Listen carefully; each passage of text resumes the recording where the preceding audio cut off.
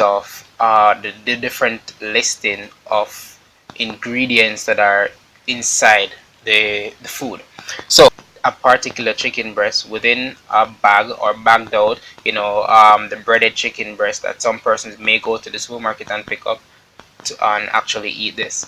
Now I just want to break it down for you just to show you exactly what's inside of the meat or what's packaged with the meat. So in terms of the meat, remember the guidelines that we said. The first three, but I push it to the top five. Now, for number one here, it says chicken white meat, which is good. So chicken white meat is the main ingredient which they use to make up this breaded chicken breast. Now you also have water as second one, which is great. So water and just the white meat, awesome. Then you have chicken skins. Now here's where the problem starts to develop, because the third thing on the list says chicken skins. Now what that means is if let's say all of it is 100%, so you have 100%, right? You have a pie which is 100%. Now if we're going off the top three things as the majority, then it obviously means that, okay, let's say chicken white meat consisted of half of the pie, then water consisted of, say, almost a quarter, then it means that chicken skins now consists of almost a quarter of it as well, which when you look at the math and look at this pie on screen here, it doesn't look that good for you, because what it means that if you keep eating this, you're eating chicken skins,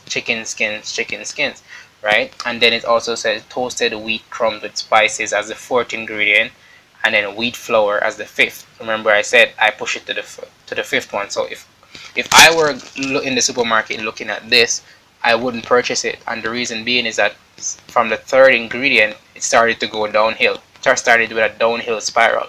Chicken skins, toasted wheat crumbs with spices, and wheat flour. Then it went on to wheat gluten, salt, dried egg white, canola, and or soya, and it started to just make a dextrose, see where the sugar comes in, corn flour, cornstarch. So it started to go very downward spiral.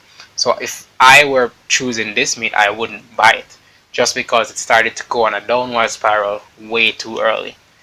Alright, just to add facts to the argument which I just I just told you guys, basically look at this label here. So this is the same breaded chicken breast. So if you realize on it, it says, okay, they say it has 0 gram of sugar, which I think that's a lie, but that's what they put on it. It says protein is 11 gram, but if you look at the carbohydrate compared to protein, you realize that the carbs is almost 2 times the amount of protein. So it means that for every gram of protein, pretty much you're looking at getting 2 grams of carb. And so by the time you reach 11 grams, as it says on here, you're already eating twice the amount in carbohydrate. So for people who are looking for fat loss or weight loss, that would not be ideal, because you're looking to possibly cut back on your carbs a bit, right? Especially if you're a sedentary worker or you're not very active. It's gonna be a very specific, very spot on for you guys, just because like you're not using up the carbs that you're eating, and so therefore your body's storing it, right? Now for someone such as myself, or someone who's going for strength, or does a power lift, or is really active, that wouldn't be much of a problem for them, because all that carb is gonna be burnt up during their training sessions, right? But if you're looking for fat loss or weight loss, then this wouldn't be the ideal thing to eat. As I said in previous videos, you want to stick with the more naturally oriented or organic stuff. Just like I said, go along the aisles, pick up the chicken breasts that are actually raw, and you cook it yourself, put your own spices, and do whatever you want with it. When you come to these things now, where it's already packaged, then you start to run into the issues, and that's where the issues is. And we'll talk about these things in another video, where I get more in depth in terms of why I believe in holistic eating and natural eating, as opposed to the packaged stuff that they have out there nowadays. But for this video, this is the reference, and this is the argument which I'm basing it on, using the label plus the ingredient, just to show that the argument does solidify itself when you compare the two. Alright, Big thing that I want to touch on is the sugar level in food and also the trans fat level in food.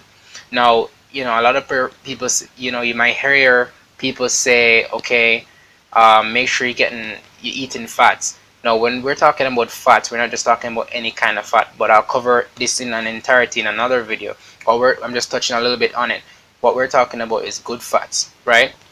Now, something that you want to stay away from. So anytime you go in the supermarket and you're reading the labels and you see trans fat on the labels, you want to stay away from those foods. And I'll explain why and go in depth in another video. But for right now, trans fat, and you can look it up, is your enemy.